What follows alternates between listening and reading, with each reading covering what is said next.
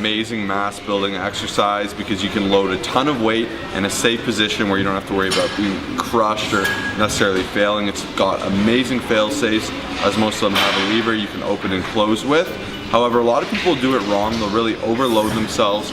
They'll push themselves past an actual working motion where they're getting full range of motion reps.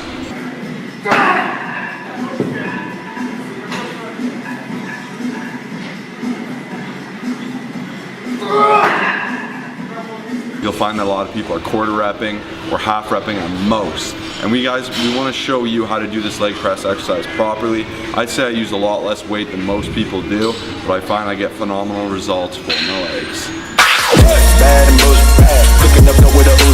Mistake number one is range of motion. This might seem obvious, but we're going to show you some cool ways where you can actually get a better range of motion. So one issue I commonly find are people hunching forward, boxing themselves with their elbows towards their knees, and that's really inhibiting how low your legs can go. Within that, if you're leaning forward, you're once again kind of taking away from that. You're curving your spine, you're taking it out of this strong loaded position.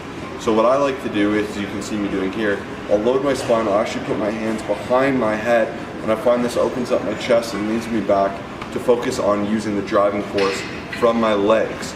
So now you can see I can lower it to the correct range of motion for me, which is a full contraction of the hamstring. You'll really feel it pushed in and balled up, not to where my lower back is lifting off the bench, but to where it's completely compressed. Past that, you're going to extend forward. And as you guys can see here, I'm going to show you the differences between locking the knees and not locking the knees. If you're using a lot of weight, you want to make sure you are not locking your knees. Full range of motion does not entail locking your knees. However, it does entail a good lockout with a good contraction. You see at the top here on the correct side that I'm contracting my quadriceps in an effective way and really squeezing and once again focusing on mind muscle connection. On the other side, I'm doing it like an idiot. I'm going too fast, I'm straining my knees, and I'm going to be in a lot of pain down the way. Snap City.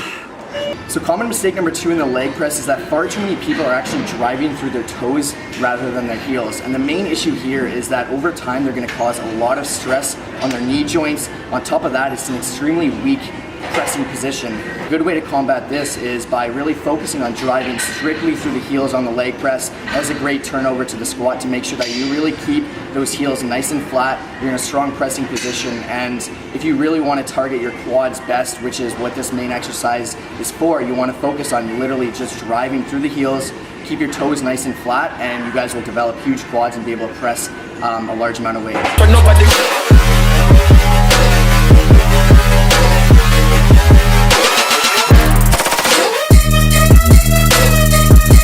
Mistake number three is improper foot positioning. There's several ways to have improper foot positioning.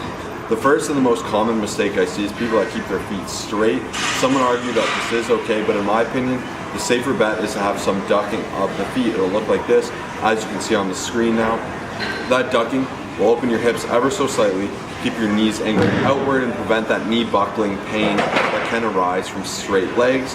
This is also more practical to replicate a squat, whether you are high bar or low bar, and that's something that you want to have a consistency of through and through. Same with that driving motion that Kyle just mentioned, driving through the heels. It's a lot easier to do when your feet are in a more natural position. If you jump, you'll notice that you don't jump with your feet completely straight. You'll have some bend. It's a natural way, that little arching of the feet. Past that, some people put their feet way too high up, and it'll cause your butt to lift up, your spine to curl out, and that's something you want to avoid. They'll have it way too low, and this once again creates your pressing motion to be very awkward and non-natural. By positioning it in about a normal, you have to play with it to see what's right for you. For me, I'm a little bit higher than mid. I find that this is where I get the safest and most full range of motion, whereas some people will be a bit lower or higher. You have to play around with it and see what feels the most natural. Okay guys, so when executing a proper leg press, number one thing I like to do is I like to take this little thing, push it all the way back. We've already got it set up, but the reason I do this is because it allows me to open up more, get a full range of motion. But if you're a smaller person, I'd recommend kind of lifting it up a tiny bit more. And next thing we're gonna do is actually we're gonna focus on this little thing right here. Far too many people have it set up right to this top notch. This is gonna restrict your range of motion. This thing's gonna hit down here every single time, so we have it at the very bottom. And then you're gonna get into your little leg press, do the setup that we've already taught you guys. And then there's always gonna be a little lever on the side Some of them you have to make sure to let go and push out. This one does it automatically. You set up, retract your scapula, get your rhomboids nice and tight, and then lift, and then the gains begin. So this is how you do it. Oh yeah. So I like to put my hands up.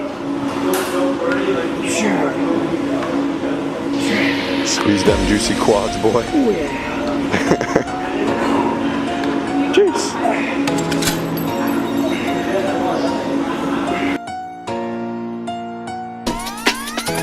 Variation number 1, we're kicking it off with the narrow stance leg press. Now there's actually a common belief that keeping the feet together works the outer sweep, also known as the vastus lateralis. Unfortunately, to my knowledge, there is no scientific proof backing it up, but I assure you, you'll get a crazy quad pump. And this exercise is just fantastic to substitute in if you would like to try it out. I'd love to hear what you think. Moving on to some slow negatives. Here you're going to be working on the time under tension and really focusing on getting a 3-second descent while doing this exercise. You want to make sure you're driving harder to the bottom. Don't worry about the concentric tempo, just drive the weight up with force. And you want to make sure you're not locking out and stopping just short of lockout, just like any other leg press you're going to be doing. Moving on to the single leg press. So chances are you may have an imbalance between your left and right sides, where one side is bigger or stronger than the other, and this is actually very common with a lot of lifters.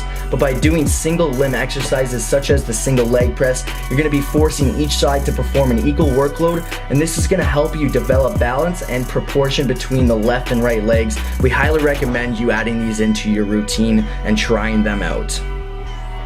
Okay guys, we hope you learned something on the leg press today. If you enjoyed it, make sure to smash that